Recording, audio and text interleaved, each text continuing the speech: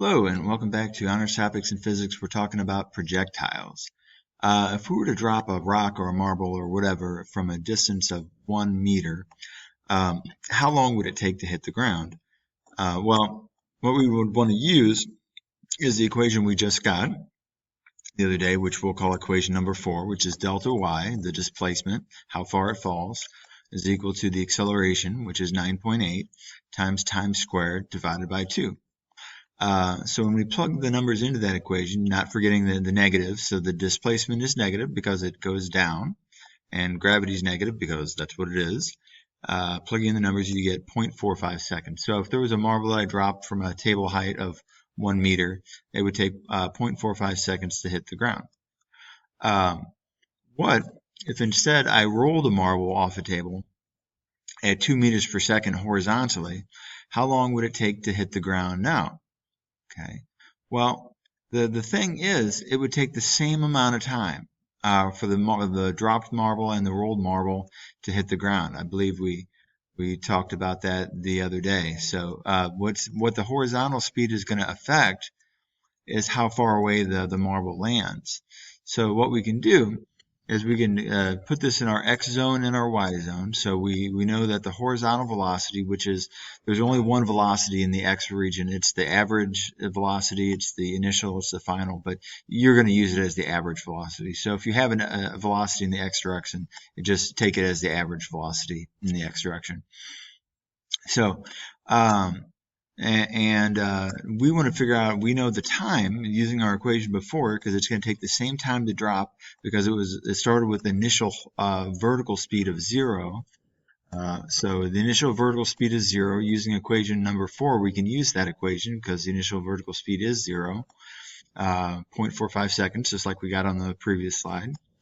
Now, how far away is it going to land? Well, we're going to use equation number 1, where the average velocity, which is 2, is equal to the displacement, delta x, over time. And the time is the 0.45 seconds that we use from the y zone. And we get 0.9 meters. So that's how far away it lands. So this is a classic physics thought experiment. Never done until the Mythbusters tried this. And the question is, if you were to fire a rifle perfectly horizontally, and at the same time you would drop a bullet from your fingers, okay, at the exact same time, and the question is, which would hit the ground first?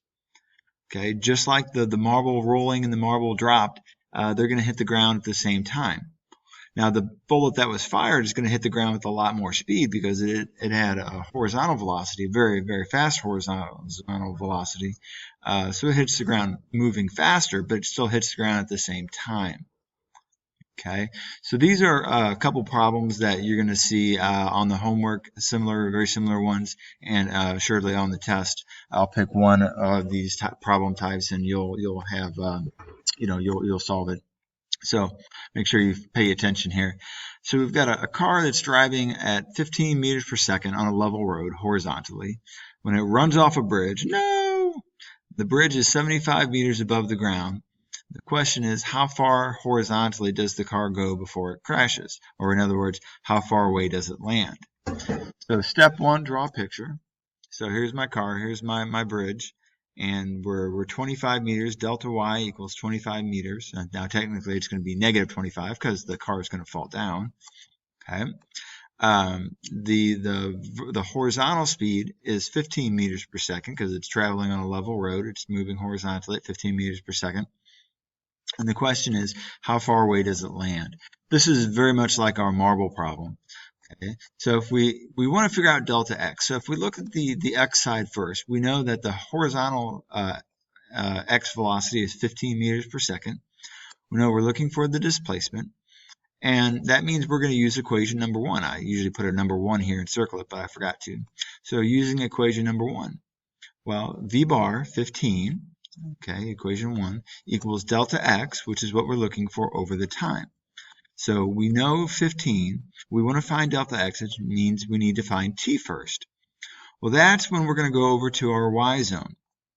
Okay, and our y zone says, all right, since it's a horizontal projectile, since it's driving on a level road, the initial y velocity is 0.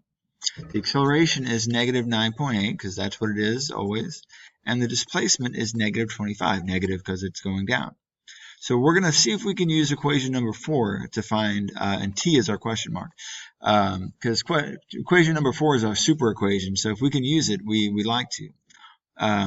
We can use it because v1 is equal to 0 in the y direction. And we've got all the other information we need to solve for t. So delta y, which is minus 25, equals negative 9.8 times time squared over 2. Okay, multiply by 2, divide by negative 9.8, take the square root, and you get 2.26 seconds. Now that I know the time, I'm going to plug that back into the equation from on the x side, okay, and we get 15 equals delta x over 2.25. So that's 33.9 meters. And that is your answer. Okay. Another problem, just slightly different. You're still going to follow the same basic process, but it's slightly different. Okay. A car lands 23 meters away from the base of the bridge, which is 12 meters high. How fast was it driving? So we're kind of doing the opposite. On the last problem, we wanted to figure out how far away it landed, and we knew how fast it was going. This time, it's saying it lands this far away. How fast was it going? Okay, so we'll draw our picture and move on. So we've got our car.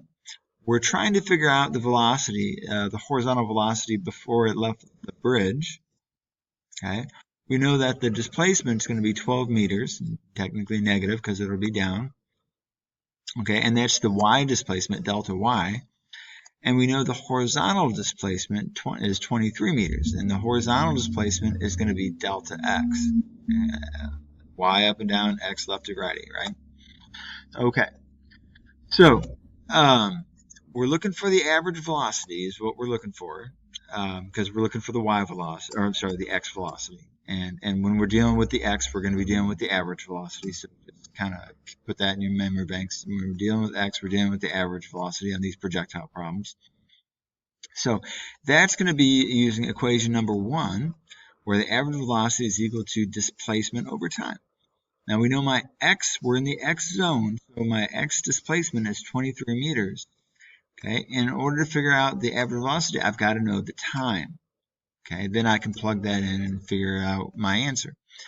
In order to find the time, that's when you go over to your y zone.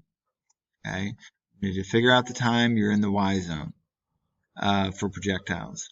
So we know the initial y velocity is 0 because it left a level bridge. It just ran off horizontally. We know the displacement, delta y, is equal to minus 12. That's how far it's going to fall. We know the acceleration is equal to negative 9.8. And we know time is our unknown. Okay? So we'd like to use equation number 4 if we can. The initial y velocity is 0, so that tells us we can. And we have the displacement and the acceleration, and we're looking for time, so that is the equation we want to use. Okay, so minus 12 equals, that's the displacement, equals negative 9.8, the acceleration, times time squared over 2. And you find that the time is equal to 1.56 seconds. If you had rounded that to 1.6, that would have been fine. Plugging that in, back to our initial x equation, we get the average velocity is equal to 14.7 meters per second. So that's how fast the car was driving. So if you drive off a bridge and you're moving too fast and you want to collect insurance money, they can look to see, they can use a little physics to figure out how fast you were driving to see whether or not they're going to pay out on your insurance or not. Okay, switching gears away from the math a little bit onto some kind of conceptual things. Let's say that you're on a hill, even with your little brother. Your little brother's hanging from a tree like a monkey, okay? And you're going to throw a water balloon at him. And the moment you release the water balloon, he's going to let go of the branch and start falling. And the question is, if you want to hit your little brother with the water balloon, do you want to aim slightly above where they're hanging from, directly at them, or slightly below them if you want to throw that water balloon and have it hit them? Okay. Well, very similar to our marble experiment. We're going to look at you end up throwing it just right at them. Okay, so think back to the marble experiment. So we're going to throw our water balloon, and it's going to travel some distance x in the first second, we're going to say. Now, we're thinking back to delta y equals at squared over 2. How far an object falls in 1 second is 5 meters. Remember, delta y equals at squared over 2 breaks down to basically the displacement is equal to 5 times time squared, if that rings a bell, negative 5 times time squared. So now the boy is also going to fall 5 meters. Okay. Now, in the next second, the water balloon is going to travel the same distance horizontally, another distance x. Okay, and this time the water balloon is going to have fallen 20 meters from that no gravity path, is how we expressed it before. So 20 meters below. This should kind of remind you of that picture with the cannonball. So now the boy will have fallen 20 meters below the branch too. Okay, now and in the next second, they're going to travel another distance x. This time it's going to be at the boy's position, and the water balloon will have fallen 45 meters vertically, and the boy will have also fallen 45 meters vertically, so they're going to meet. Okay, so basically you would aim it at them and it's going to go splat because they're always going to be at the same elevation. They're always going to be at the same elevation. Well, what if I had thrown it faster? Okay, would I still hit them?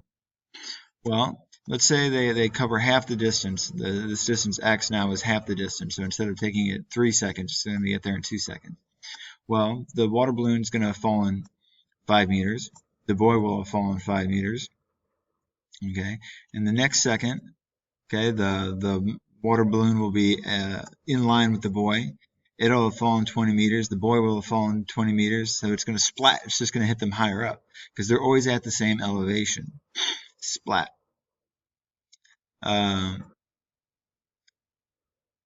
So let's skip through this. So they're going to have the same vertical speed at any given time. After 1 second of falling, they're going to be at 10, both be moving down at 10 meters per second. After 2 seconds of falling, they're both going to be moving at 20 meters per second vertically. After 3 seconds of falling, they're both going to be moving at 30 meters per second vertically. It's just that the water balloon also has a horizontal velocity as well. But remember, the horizontal does not affect the vertical, or lefty-righty doesn't change up and downy. Okay, so this forms a parabola given by the shape delta y equals at squared over 2. 1 second, if t is 1, this breaks down to roughly 5. So 5 times time squared is 1 times 5. Okay, 5 times 2 squared is 20. 5 times 3 squared is 45. 5 times 4 squared is 80. And 5 times 5 squared is 125. So this is the gravity-free path, and then we fall this far below the gravity-free path. So if I were to throw it down, okay, at an angle, it's still going to follow a very similar shape. It's going to fall whatever delta y equals at squared over 2 below the gravity-free path. Okay, and this isn't too terribly important if you don't quite follow this slide. Now, if we were to throw it up, the gravity-free path would be a diagonal line going up. This time, it's going to fall 5 meters below the gravity-free path, and then 20 meters below the gravity-free path. This is more important. And then 45 meters below, and then 80 meters below, and then 125 meters below. So this is that parabolic path that if you were to throw an object up at an angle, it's going to follow this curved path. And that's exactly what things do. All right, so go ahead and work on 3-6, and good luck.